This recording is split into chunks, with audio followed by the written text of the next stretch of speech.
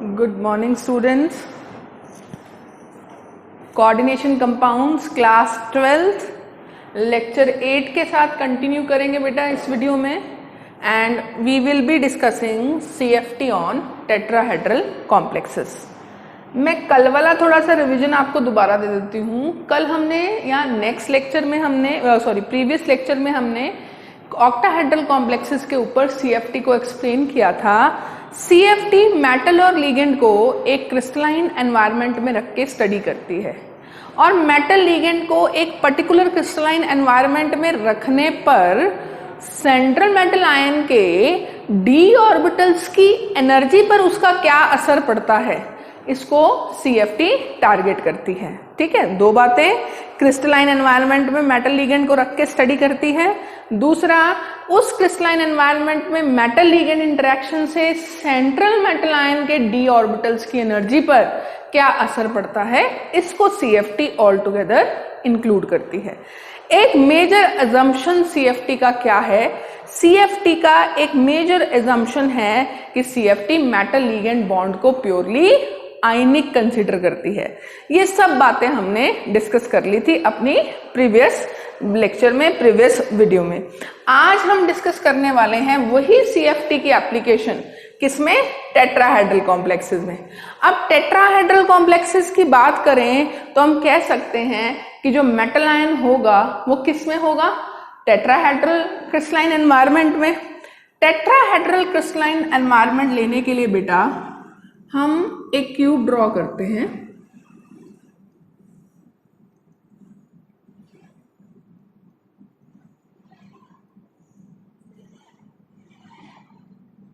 ठीक है, हम एक क्यूब ड्रॉ करते हैं और उस क्यूब के सेंटर में हम किसे प्लेस कर देते हैं? Central metal ion.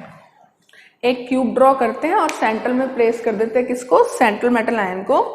और क्यूब के ऑपोजिट कॉर्नर्स पर हम लिगेंड को रखते हैं, राइट? जैसे इस फेस के इस कॉर्नर पे रखा तो अब ये ऑपोजिट कॉर्नर ये वाला बन गया। इस ऑपोजिट कॉर्नर पे दूसरा लिगेंड रख दिया। ये वाला फेस बना, इसका ऑपोजिट कॉर्नर ये, यहाँ लिगेंड रख दिया। ये वाला फेस तो इसका ऑपोजिट कॉर्नर ये, तो हमने लिगेंड्स को कहाँ रख दिया? ऑपोजिट कॉर्नर्स पे रख दिया। अब देखो, ऐसा करने से जो अरेंजमेंट आ रही है, ध्यान से देखना, ऐसा करने से जो अरेंजमेंट आ रही है बच्चों, वो कैसी अरेंजमेंट आ रही है? मेटल की सराउंडिंग्स में टेट्राहेड्रल अरेंजमेंट आ रही है ना। इसको यूं टिल्ट करके देखो तो आपको दिखेगा ना कि मेटल जो है वो टेट्राहेड्रली 4 लिगेंड से क्या है? सराउंडेड है। मेटल जो है वो टेट्राहेड्रली 4 लिगेंड से सराउंडेड है। तो कुछ इस तरह से ये स्ट्रक्चर हमें मिल गई। ठीक है, तो ये तो हमने क्रिस्टलाइन एनवायरनमेंट देखा कि metal ion, central metal ion 4 ligand से टेट्राहेड्रली कैसे अरेंज्ड है, इस तरह से अरेंज्ड है। अब हमने क्या करना है, इसी अरेंजमेंट का, है ना, मेटल आयन की d ऑर्बिटल्स की एनर्जी पर क्या असर पड़ता है, इसको हमने डिस्कस करना है। उसको डिस्कस करने के लिए सबसे पहले हम बेटा यहाँ से एक्सिस पास करेंगे। देखो, x axis, y axis and z axis. ये एक्सिस हमने पास कर दी, x axis, y axis and z axis.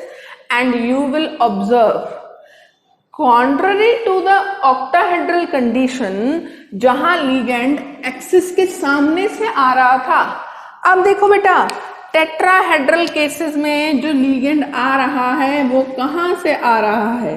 Axis के इन बिटवीन आ रहा है।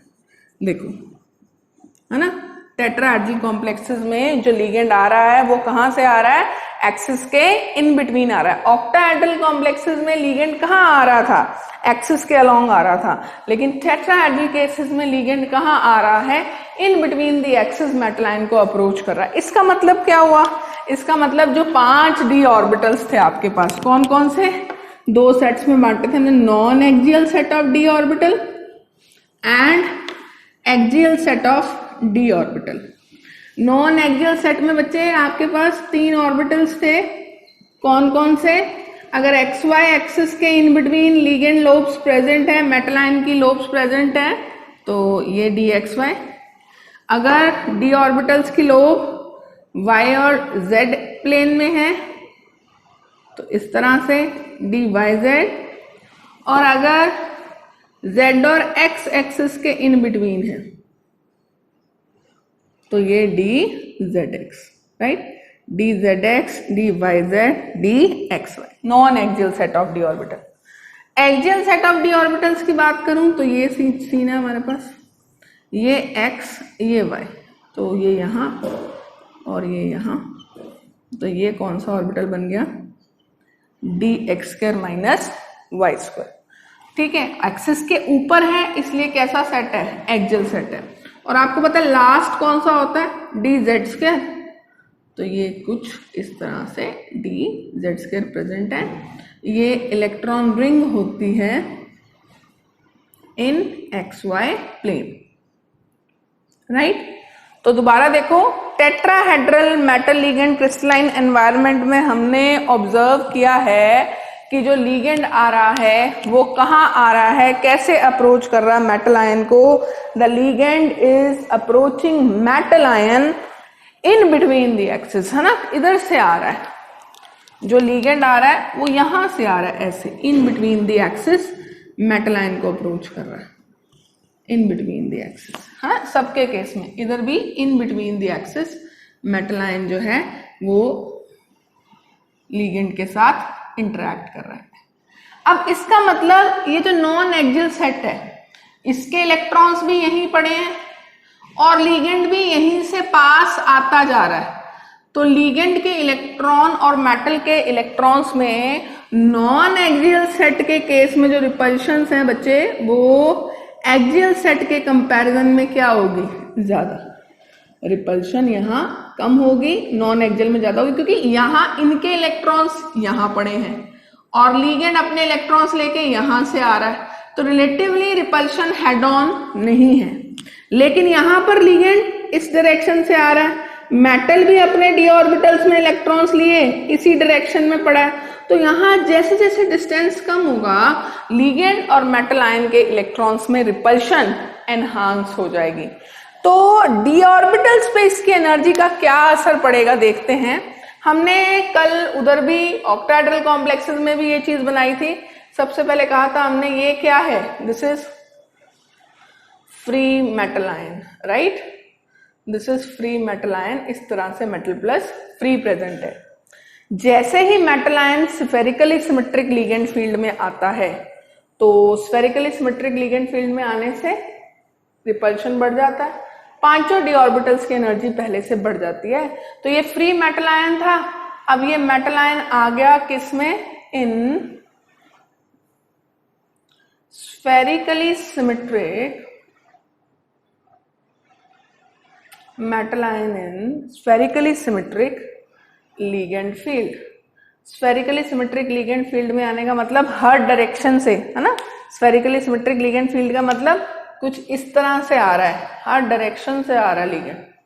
अब जब लिगेंड हर डायरेक्शन से अप्रोच कर रहा है तो हर डायरेक्शन से अप्रोच करने का मतलब है इनमें रिपल्शन जो है वो बराबर से बढ़ रही है, जिसकी वजह से पांचों डी ऑर्बिटल्स की एनर्जी पहले से बढ़ गई। ठीक है, सबको बराबर रिपल्शन मिल रहा है। लेकिन जैसे ही metal ion in tetrahedral ligand field, है ना, जैसे ही metal ion tetrahedral ligand field में आया, देखो ये मेटल आयन था, शुरू में ये आया स्फेरिकली सिमेट्रिक लिगेंड फील्ड में, अब ये मेटल आयन है, ये आया टेट्राहेड्रल लिगेंड फील्ड में। टेट्राहेड्रल लिगेंड फील्ड कुछ इस तरह से, टेट्राहेड्रल लिगेंड फील्ड। अब जैसे ही टेट्राहेड्रल लिगेंड फील्ड में आया बच्चों, तो इनको तो रिपल्शन कम हो चुकी थी, किन किन को, ये पांच डी ऑर्बिटल्स नेमली क्या क्या हैं, ये हैं d x y, d y z, d z x, d x square minus y square और डी जेड स्क्वायर। ये आपका एक्सियल सेट है और ये आपका नॉन एक्सियल सेट है। आपने देखा है टेट्राहेड्रल केसेस में इन तीनों ऑर्बिटल्स को रिपल्शन ज्यादा फील होने लग जाएगा जैसे ही metal ion tetrahedral crystalline environment में आएगा। अब जैसे ही ये टेट्राहेड्रल सिस्टम में आएगा तो आपको पता है इनको रिपल्शन कम मिलने से इनकी एनर्जी पहले से कम हो जाए, है ना, तो ये हो जाएगा d x square minus y square और डी जेड स्क्वायर। ये सेट ऑफ ऑर्बिटल्स की एनर्जी पहले से कम हो गई। है ना, क्योंकि रिपल्शन यहाँ कम हो गया। लेकिन नॉन एक्सियल सेट में हेड ऑन इंटरेक्शन से रिपल्शन बढ़ गया, रिपल्शन बढ़ गया तो एनर्जी भी बढ़ गई। तो ये जो 3 ऑर्बिटल्स हैं कौन कौन से, dxy, dyz and dzx, right. इन तीनों की एनर्जी जो है पहले से बढ़ गई, उनकी पहले से कम हो गई। इस सेट को कहा जाता है ई सेट ऑफ ऑर्बिटल्स और इसको कहा जाता है T2 सेट ऑफ ऑर्बिटल्स, ठीक है। और इन दोनों के बीच में जो डिफरेंस आया बच्चे उसको हम क्या कहते हैं, डेल्टा टी। ऑक्टाहेड्रल के केस में हमने क्या यूज किया था, डेल्टा ओ क्यों यूज किया था, क्योंकि उस टाइम जो फील्ड था वो फील्ड कौन सा था, उस टाइम जो फील्ड था दैट फील्ड वाज ऑक्टाहेड्रल। लेकिन इस बार जो फील्ड है, इस बार फील्ड है टेट्राहेड्रल। तो टेट्राहेड्रल फील्ड होने की वजह से यहां जो सबस्क्रिप्ट है उसमें आप टी लगा रहे हो, इसको बोल रहे हो डेल्टा टी, है ना। तो डेल्टा टी है क्या, delta T is actually crystal field splitting energy in tetrahedral complexes, right. Tetrahedral complexes में ई सेट ऑफ ऑर्बिटल और T2 सेट ऑफ ऑर्बिटल्स में जो एनर्जी डिफरेंस आ रहा है उसको हम डेल्टा टी बोल रहे हैं। हाँ जी, delta T crystal field splitting energy in tetrahedral complexes. इस डायग्राम का बच्चे अगर हमें कैप्शन देना पड़े, है ना, इस डायग्राम का अगर हमें कैप्शन देना पड़े तो हम क्या कहेंगे, this is to show crystal field splitting in tetrahedral complexes. This is just showing कि tetrahedral complexes में crystal field splitting कैसे होगी, कैसे हम crystal field splitting को explain कर सकते हैं। तो this is the basic, है ना, this is the basic application of CFT on tetrahedral complexes. Tetrahedral complexes के ऊपर सीएफटी कैसे एक्सप्लेन करती है या सीएफटी क्या कहती है, सीएफटी सीधी सी बात कहती है कि जब metal ion tetrahedral ligand field में आ जाता है उसके 5 डी ऑर्बिटल्स की डीजनरेसी करप्ट हो जाती है, 5 ऑर्बिटल्स की एनर्जी सेम नहीं रहती। टेट्राहेड्रल केस में जो लोअर सेट ऑफ ऑर्बिटल्स हैं उनको ई कहते हैं और वो कौन कौन से कंप्राइज होते हैं, dx² - y² और dz²। और T2 सेट ऑफ ऑर्बिटल्स में जो ऑर्बिटल्स आते हैं वो 3 हैं और वो कौन कौन से हैं, dxy, dyz एंड dzx। अब हमने कहा ये जो डेल्टा टी है ना, हर T2 में जाने वाले इलेक्ट्रॉन्स की एनर्जी प्लस 0.4 डेल्टा टी से बढ़ जाती है और हर E में जाने वाले की एनर्जी माइनस 0.6 डेल्टा टी से कम हो जाती है। पिछले लेक्चर में मैंने ये भी बताया था कि कुछ बुक्स इस डेल्टा टी को आर्बिट्ररी यूनिट डेका क्वांटम से इक्वेट कर देते हैं। वो कह देते हैं कि डेल्टा टी किसके बराबर है, 10 डेका क्वांटम के बराबर है। तो उस लिहाज से हम कई बार ये भी कह देते हैं कि हर T2 सेट में जाने वाले ऑर्बिटल की एनर्जी +4 dq से बढ़ जाती है और हर E सेट में जाने वाले ऑर्बिटल इलेक्ट्रॉन की एनर्जी -6 dq से कम हो जाती है, राइट। एक और डिफरेंस जो ऑक्टाहेड्रल और टेट्राहेड्रल फील्ड में देखने को मिलता है, वहां आप एक सबस्क्रिप्ट यूज करते थे G। टेट्राहेड्रल के केस में इन ऑर्बिटल्स का नाम लेने के लिए हम ये G सबस्क्रिप्ट यूज नहीं करते। क्यों नहीं करते? Actually this is the case of group theory, a very advance topic of spectroscopy, जिसको आप हायर क्लासेस में अगर केमिस्ट्री के साथ परस्यू करते हैं, हायर क्लासेस को, वहां हम इसको देख सकते हैं। अदरवाइज यहां हमें याद ही रखना पड़ेगा कि जो लोअर सेट ऑफ ऑर्बिटल है टेट्राहेड्रल में डबली डीजनरेट, उसको E कहते हैं और जो ट्रिपली डीजनरेट है उसको T2 कहते हैं, राइट। तो this is the discussion of CFT on tetrahedral complexes. अब इसी में एक और टर्म वो यूज करता है जो है CFT, है ना। तो CFT ऑफ द कॉम्प्लेक्सेस को हम कैसे बता सकते हैं उसके बारे में भी हम बात करते हैं। तो नेक्स्ट हम देखेंगे CFSC of tetrahedral complexes.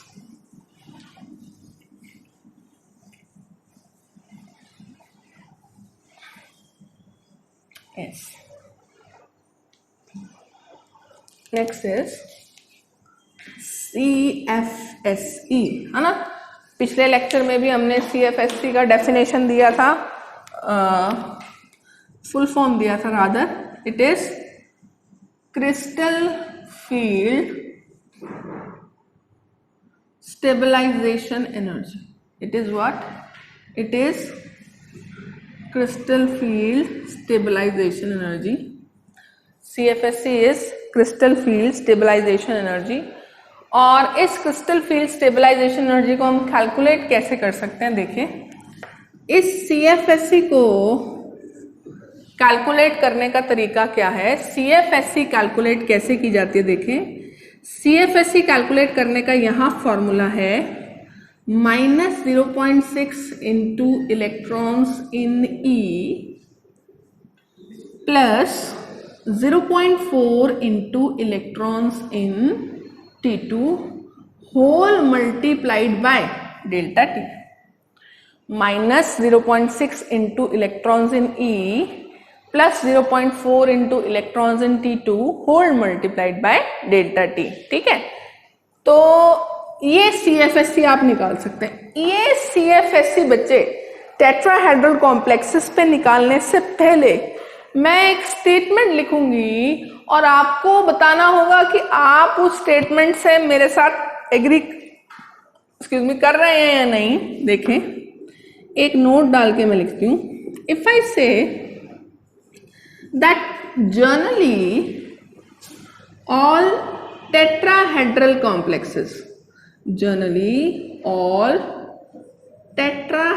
complexes are high spin complexes. What I am saying कि generally all tetrahedral complexes are high spin complexes. Generally सभी टेट्राहेड्रल कॉम्प्लेक्सेस कैसे कॉम्प्लेक्सेस होते हैं? जनरली सभी tetrahedral complexes high spin complexes होते हैं. ठीक है, high spin complexes. High spin का मतलब क्या हो गया? स्पिन फ्री रह गई, मतलब बैक पेयरिंग नहीं हुई. और आपको पता है टेट्राहेड्रल कॉम्प्लेक्स कब मिलता है? जब हाइब्रिडाइजेशन कॉम्प्लेक्स की क्या है, बहुत अच्छे से VBT में हमने डिस्कस किया है कि जब sp3 हाइब्रिडाइजेशन आती है तब हमारे पास शेप क्या आती है? टेट्राहेड्रल. और sp3 हाइब्रिडाइजेशन दो केसेस में मिल सकती है हमें. ठीक है, कब? पहला केस जब कॉन्फ़िगरेशन ही क्या हो? D10, मतलब 10 इलेक्ट्रॉन D में प्रेजेंट है, D फुली फिल्ड है, D ऑर्बिटल्स हाइब्रिडाइजेशन में पार्टिसिपेट नहीं कर सकते. तो हमने जो 4 ऑर्बिटल्स लिए वो कौन से ले लिए? 1 S और 3 P ले लिया. तो sp3 हाइब्रिडाइजेशन यहाँ तो तब आएगी जब D10 इलेक्ट्रॉनिक कॉन्फ़िगरेशन हो, या तब आएगी जब वीक फील्ड लिगेंड अटैच्ड है ना. वीक फील्ड लिगेंड होगा, बैक पेयरिंग नहीं करवा पाएगा, D को खाली नहीं करवा पाएगा, इसलिए हाइब्रिडाइजेशन में पार्टिसिपेट करवाएगा किसको? S और P को, जिससे हाइब्रिडाइजेशन sp3 आएगा. तो मुद्दे की बात देखो, टेट्राहेड्रल कॉम्प्लेक्स जनरली तब बनते हैं जब फील्ड कैसा हो? वीक. वीक फील्ड में बैक पेयरिंग नहीं होती, इसलिए इलेक्ट्रॉन्स की स्पिन फ्री रह जाती है. और इलेक्ट्रॉन्स की स्पिन फ्री रहने से ही जो कॉम्प्लेक्सेस बनते हैं, टेट्राहेड्रल कॉम्प्लेक्सेस बनते हैं, वो कैसे कॉम्प्लेक्सेस बनते हैं? हाई स्पिन कॉम्प्लेक्सेस बनते हैं. ठीक है, अब इसका मतलब कि टेट्राहेड्रल केसेस में जब भी इलेक्ट्रॉन फिलिंग करनी है ना, electron filling is done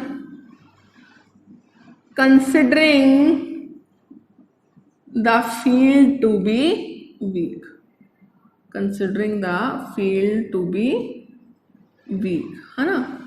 field को वीक कंसीडर करते हुए ही आपने हमेशा टेट्राहेड्रल कॉम्प्लेक्सेस में फिलिंग करनी है। तो मतलब इधर देखो, टेट्राहेड्रल कॉम्प्लेक्सेस में हमने फिलिंग करनी कैसे है, फील्ड वीक मानना है, मतलब पहले एक एक इलेक्ट्रॉन ई को देने, उसके बाद तीसरा इलेक्ट्रॉन यहां पेयर करने की बजाय ऊपर T2 को दे देना है, राइट। एक एक इलेक्ट्रॉन ई को देने के बाद तीसरा इलेक्ट्रॉन T2 को दे देना, चौथा भी, पांचवा भी, उसके बाद ई को पेयर करना शुरू करना है और फिर T2 को पेयर करना शुरू करना है।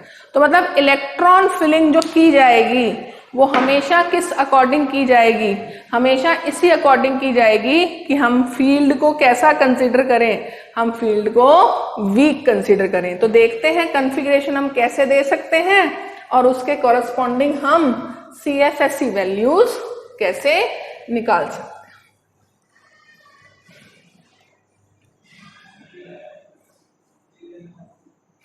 राइट। तो यहां हम कहते हैं नंबर ऑफ डी इलेक्ट्रॉन्स, यहां डी इलेक्ट्रॉन्स का नंबर लिखेंगे, यहां लिखेंगे electronic configuration in tetrahedral ligand field,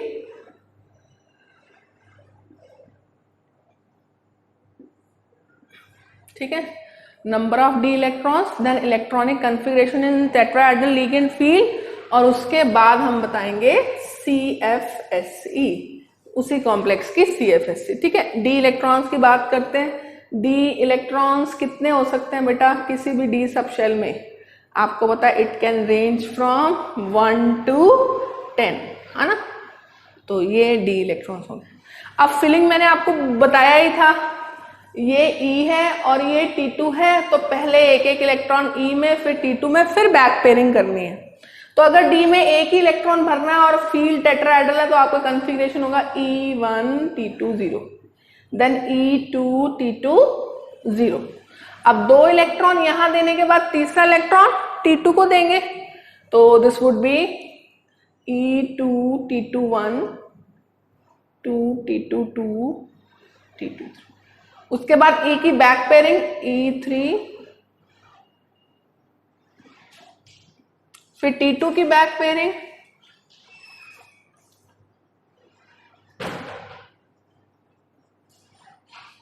and finally E4 T2 6.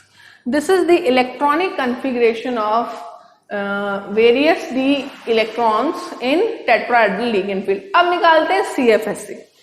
CFSE में देखो हर एक इलेक्ट्रॉन जो E में एंटर करने लग जाएगा उसकी वजह से एनर्जी -0.6 टाइम्स डेल्टा टी हो जाएगी। इसमें तो इलेक्ट्रॉन्स अभी है ही नहीं, तो D1 का मतलब यहां एनर्जी हो जाएगी -0.6 डेल्टा टी।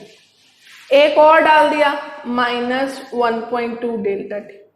अब दो इलेक्ट्रॉन E में डालने के बाद तीसरा इलेक्ट्रॉन T2 में डाल रहे हो, तो मतलब जो दो इलेक्ट्रॉन्स की थी इसमें ये +0.4 ऐड हो जाएगी, तो ये हो जाएगा -0.8 delta T, -0.4 delta T, and D5 में इट वुड बी 0। अब वापस E में इलेक्ट्रॉन एंटर होना शुरू कर गया, तो यहाँ -0.6 delta T, -1.2 delta T, -0.8 delta T, -0.4 delta T, and finally D10 के केस में 0। So this is how you can calculate CFSE of a complex, है ना, in a tetrahedral complex rather with the following D configuration। एक बात मैं आपको पहले बता दूं, मैंने पहले पिछले लेक्चर में भी बताया था, CFSE का मैग्नीट्यूड जितना ज्यादा होता है, CFSE का मैग्नीट्यूड जितना ज्यादा होता है, कॉम्प्लेक्स की स्टेबिलिटी भी उतनी ज्यादा होती है, ठीक है। CFSE जितनी ज्यादा होती है, कॉम्प्लेक्सेस की CFSE का मैग्नीट्यूड जितना ज्यादा होता है, कॉम्प्लेक्सेस की CFSE वैल्यू भी बच्चों उतनी ज्यादा होती है। तो किसी भी कॉम्प्लेक्स की अगर आपको स्टेबिलिटी चेक करनी है, तो उस कॉम्प्लेक्स की स्टेबिलिटी चेक करने के लिए आप उस कॉम्प्लेक्स की CFSE का मैग्नीट्यूड भी कैलकुलेट कर सकते हो, ठीक है। अब कुछ एक एग्जांपल्स के साथ हम करके देखते हैं कैलकुलेशन CFSE की। दो एग्जांपल्स लेते हैं। First example is ZnCl4 2 minus, and another example is NiCl4 2 minus. ZnCl4 2 minus, NiCl4 2 minus. इस कॉम्प्लेक्स की देखते हैं. इस कॉम्प्लेक्स में आपको दिख रहा है जिंक कौन सी ऑक्सीडेशन स्टेट में है? यस, जिंक एक क्लॉथी ऑक्सीडेशन स्टेट शो करता है, and that only oxidation state is 2+. Zinc 2+ में एग्जिस्ट कर रहा है. जिंक 2+ का इलेक्ट्रॉनिक कन्फिग्रेशन क्या होगा बेटा? 3d10. जिंक 2+ का इलेक्ट्रॉनिक कन्फिग्रेशन क्या होगा? 3d10. और 3d10 होते ही हाइब्रिडाइजेशन क्या हो गया?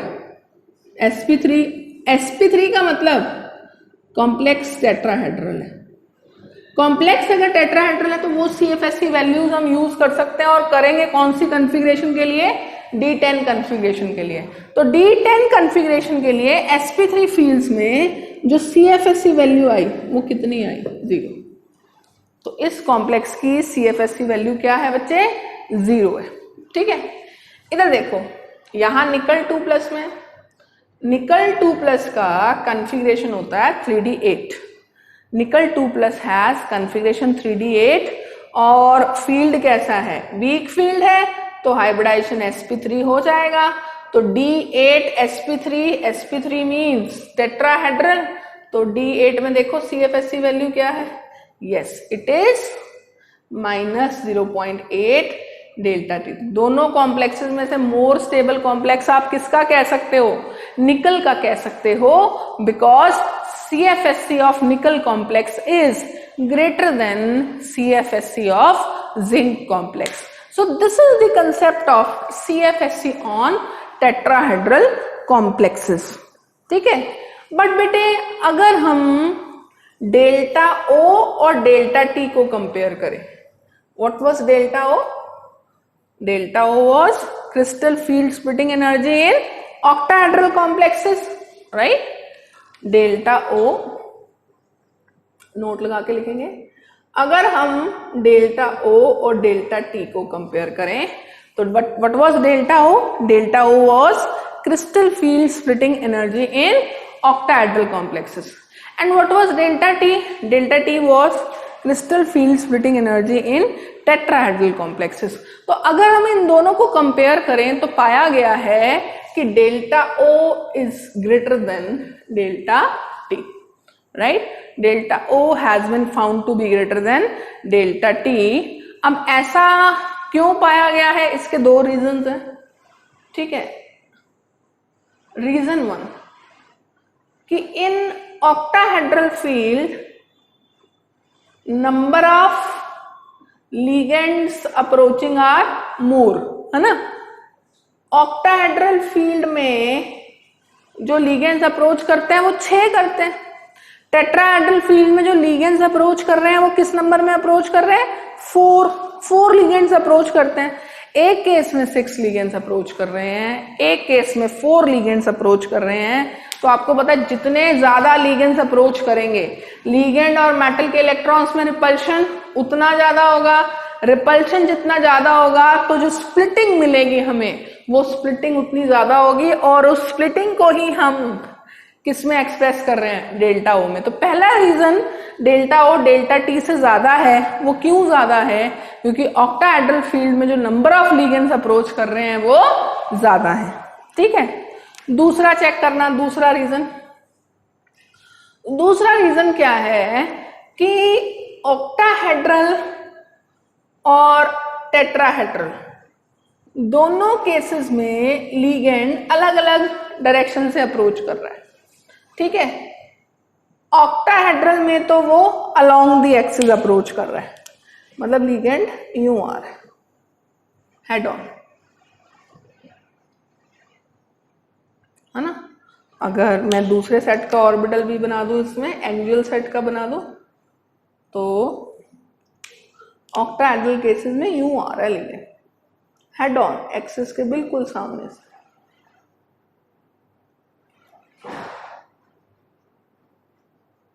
ठीक है. हेड ऑन एक्सिस के बिल्कुल सामने से. और टेट्राहेड्रल कॉम्प्लेक्सेस की बात करूं तो ये टेट्राहेड्रल कॉम्प्लेक्स है. अब इसमें सपोज आपके d ऑर्बिटल के इलेक्ट्रॉन्स यहां प्रेजेंट है ना, अब ऐसा तो नहीं कह सकते कि एग्जैक्ट 45 डिग्री पे प्रेजेंट है, नहीं कह सकते, because there is always the probability of finding electrons, है ना, हर बार नहीं पाया जाएगा, सिर्फ प्रोबेबिलिटी होती है इलेक्ट्रॉन पाए जाने की, तो एग्जैक्ट 45 पे नहीं कह सकते। और आप ये भी नहीं कह सकते कि लीगेंड भी कहाँ आ गया, एग्जैक्ट 45 पे आ गया। तो हो सकता है कुछ साइडवेज इंटरेक्शन हो जाए। अब साइडवेज इंटरेक्शन होगी तो रिपल्शन इतनी स्फीयर, रिपल्शन इतनी ज्यादा नहीं होगी, रिपल्शन ज्यादा नहीं होगी, इसलिए स्प्लिटिंग एनर्जी भी क्या होगी, कम होगी। यहां हेड ऑन रिपल्शन है, ऐसे ऐसे बिल्कुल सामने से रिपेल करो 180 डिग्री, है ना, जिसकी वजह से रिपल्शन ज्यादा होगा, स्प्लिटिंग ज्यादा मिलेगी।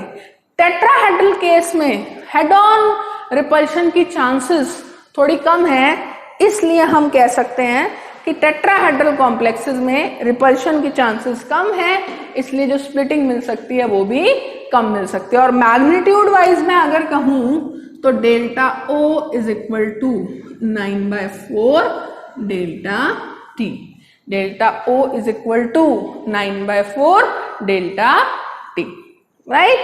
So this is the complete discussion of CFT on tetrahedral complexes. आगे हम CFT को डिस्कस करेंगे ऑन स्क्वायर प्लेनर कॉम्प्लेक्सेस। तो नेक्स्ट बेटा जो डिस्कस कर रहे हैं हम CFT, we are discussing it on square planar complexes.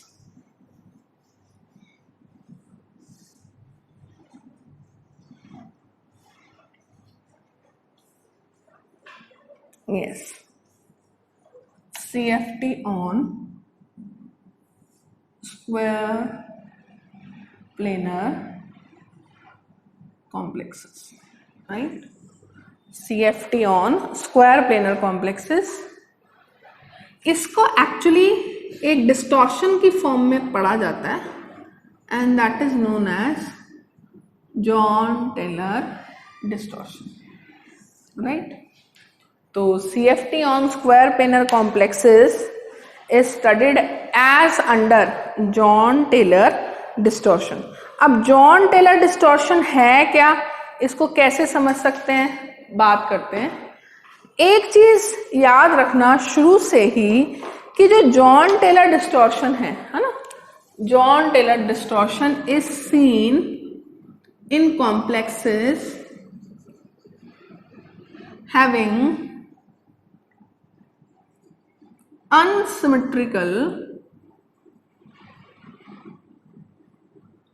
EG configuration, ठीक है। जॉन टेलर डिस्टॉर्शन ऐसे कॉम्प्लेक्सेस में शो की देखी गई है जिनमें EG कॉन्फ़िगरेशन अनसिमेट्रिकल है। अब ये इसका क्या मतलब है, देखो आपने ऑक्टाहेड्रल कॉम्प्लेक्सेस में क्या डिस्कस कर रखा था, आपने ऑक्टाहेड्रल कॉम्प्लेक्सेस में डिस्कस कर रखा था कि हमारे पास ऑक्टाहेड्रल कॉम्प्लेक्स इस तरह से lower energy set is T2G, higher energy set is EG, है ना। ऑक्टाहेड्रल कॉम्प्लेक्सेस में जो लोअर एनर्जी सेट है वो T2G है, हायर एनर्जी सेट EG है।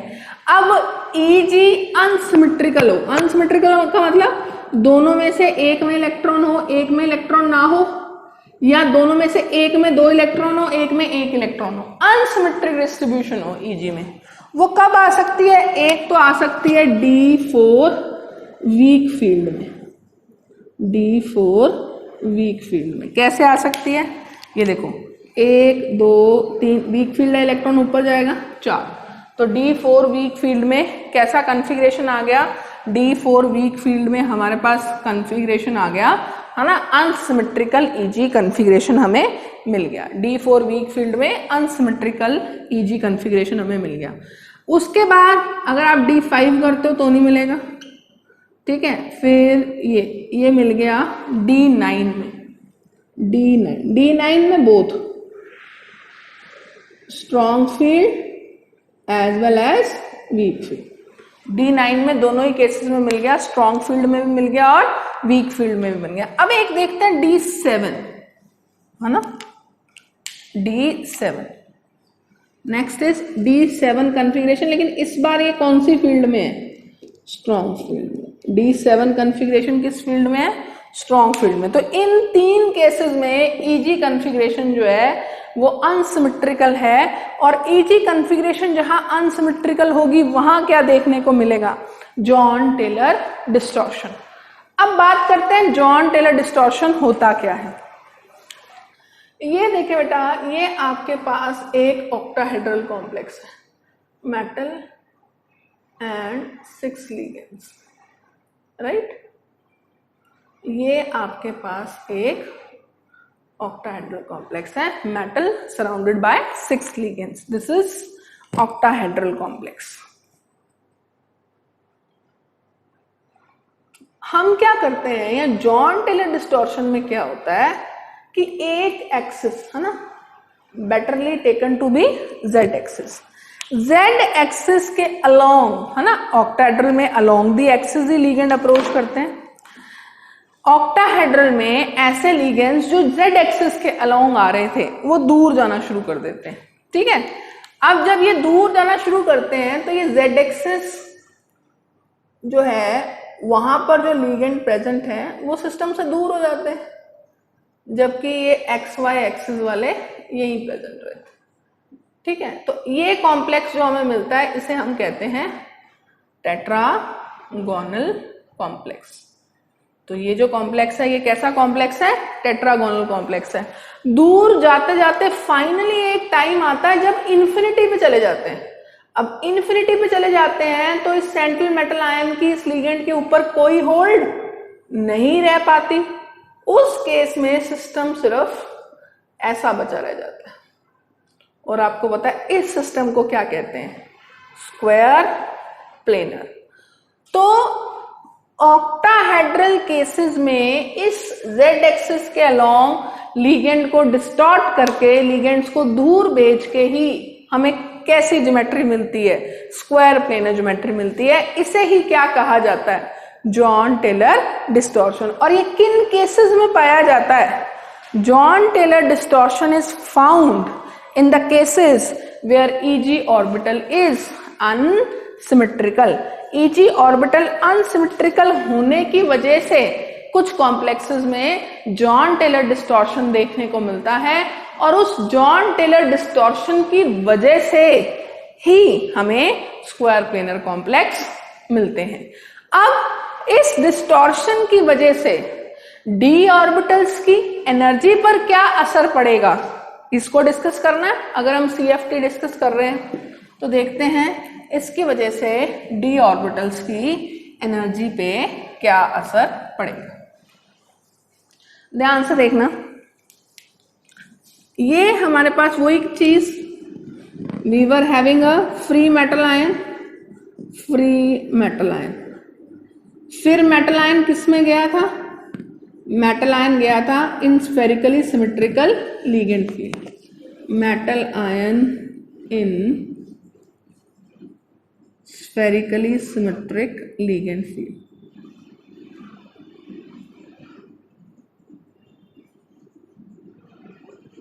ठीक है, फ्री मेटल आयन और यहाँ पे metal ion in spherically symmetric ligand field, और फाइनली फिर यहाँ से ऑक्टाहेड्रल में आ गया था। और ऑक्टाहेड्रल में आपने पढ़ा था नीचे वाला T2G और ऊपर वाला EG।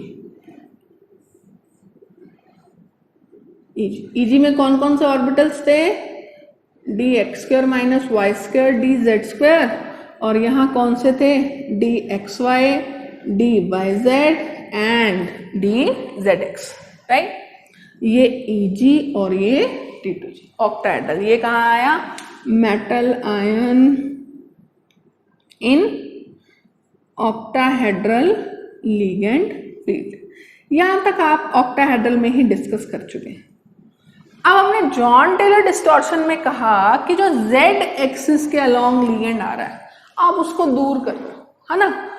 अब जेड एक्सिस के अलोंग अगर लिगेंड आना दूर हो जाएगा तो ऐसे ऑर्बिटल्स जिनके इलेक्ट्रॉन जेड एक्सिस के अलोंग या जेड कंपोनेंट में प्रेजेंट थे उनको फील होने वाला रिपल्शन कम हो जाएगा, क्योंकि जेड एक्सिस के अलोंग लिगेंड ही अप्रोच नहीं कर रहा।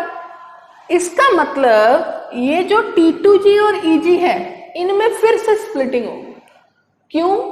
क्योंकि अब Z वाले कंपोनेंट्स को रिपल्शंस रिलेटिवली कम फील हो रहे हैं, XY वालों को रिलेटिवली रिपल्शन ज्यादा फील हो रहा है, तो यहां से फिर से स्प्लिटिंग होगी। Z कंपोनेंट वाले पहले से स्टेबल हो जाएंगे, DYZ DZX, और यहाँ आ जाएगा DXY, और ये भी Z कंपोनेंट वाला ज़्यादा स्टेबल हो जाएगा, एनर्जी कम हो जाएगी, और DX² माइनस Y² वाला बढ़ जाएगा। ये किस में होगा? ये होगा टेट्रागोनल फील्ड में। और बच्चों जैसे ही आप स्क्वायर प्लेनर फील्ड में आओगे तो ये तो यही है, कौन कौन से? DYZ and DZX। जैसे आप स्क्वायर प्लेनर फील्ड में आओगे ये Z² की एनर्जी और भी कम हो जाएगी, DZ², और यहाँ आ गए DXY, और ये आ गया DX² माइनस Y²। ठीक है, और ये जो एनर्जी डिफरेंस आ जाएगा यहाँ पे, ये सारा एनर्जी डिफरेंस, इसे हम क्या कहेंगे? Delta SP। इसे हम क्या कहेंगे? Delta SP। Delta SP is what?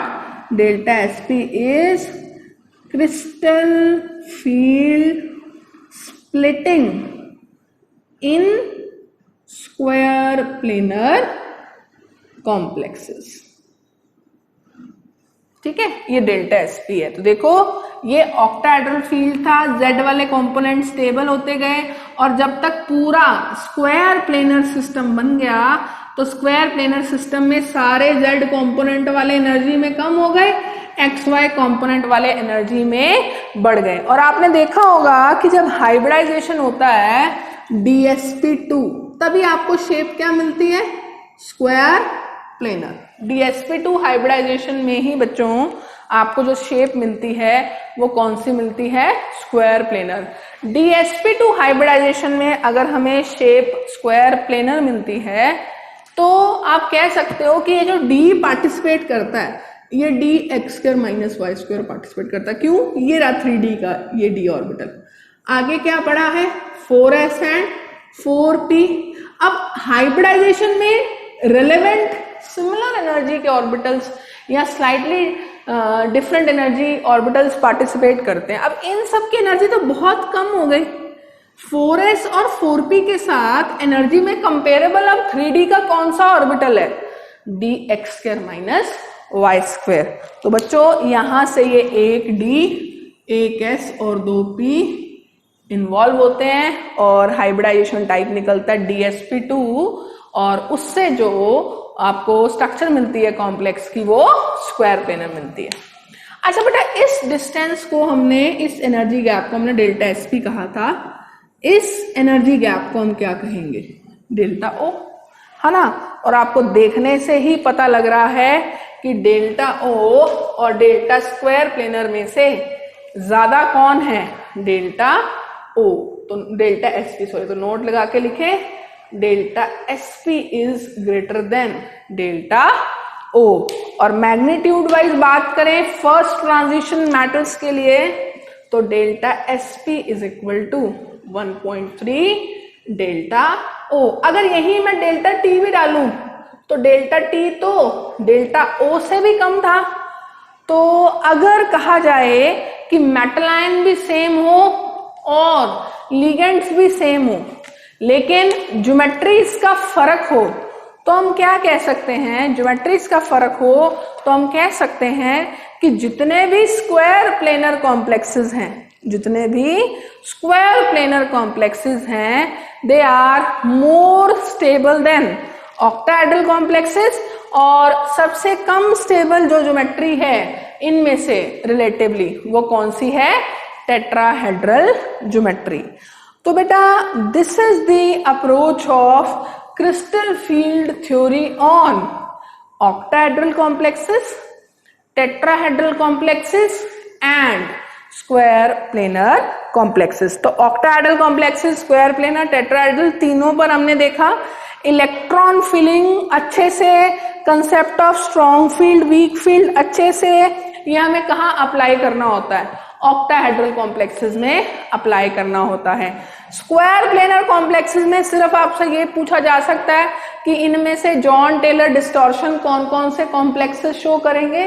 तो उसके लिए मैं आपको बता चुकी हूं, जिन कॉम्प्लेक्सेस में अनसिमेट्रिकल इजी डिस्ट्रीब्यूशन होगा वही कॉम्प्लेक्सेस क्या शो करेंगे, वही कॉम्प्लेक्सेस शो करेंगे जॉन टेलर डिस्टॉर्शन। बाकी complexes Jahn Teller distortion show नहीं करते। जॉन टेलर डिस्टॉर्शन से इस तरह से स्प्लिटिंग फर्दर और हो जाती है, और इस स्प्लिटिंग की वजह से ही energy gap between lowest D orbital and highest energy D orbital बहुत ज्यादा हो जाता है, जिसकी वजह से हम कहते हैं डेल्टा एसपी बहुत ज्यादा है किसके कंपैरिजन में, डेल्टा ओ के कंपैरिजन में। तो दिस इज बेटा CFT. In the next lecture we will be discussing about the applications of CFT, है ना, जिसमें सबसे मेजर एप्लीकेशन सीएफटी की है to explain colour of the complexes. हम पढ़ चुके हैं वर्नर की भी ये लिमिटेशन थी, वीबीटी की भी ये लिमिटेशन थी कि दोनों थ्योरीज कॉम्प्लेक्सेस के कलर को नहीं बता पाई। सीएफटी ने कॉम्प्लेक्सेस के कलर को बहुत अच्छे से एक्सप्लेन किया है ना, कैसे किया है, क्यों कॉम्प्लेक्सेस कलर होते हैं, किन किन वजहों से कलर हो सकता है कॉम्प्लेक्सेस के अंदर, वो सब हमने डिस्कस करना है। और एक बहुत इंपॉर्टेंट टॉपिक हमने डिस्कस करना है, that is factors affecting CFSE. Complexes की सीएफएससी को कौन कौन से फैक्टर्स अफेक्ट करते हैं। अब आपको पता है सीएफएससी को अफेक्ट करेंगे तो कॉम्प्लेक्सेस की एनर्जी को भी अफेक्ट करेंगे। तो अगला जो लेक्चर होगा that would be totally based on why the coordination compounds are color or the reasons for which coordination compounds could be colored and the factors affecting CFSC or stability of the complexes.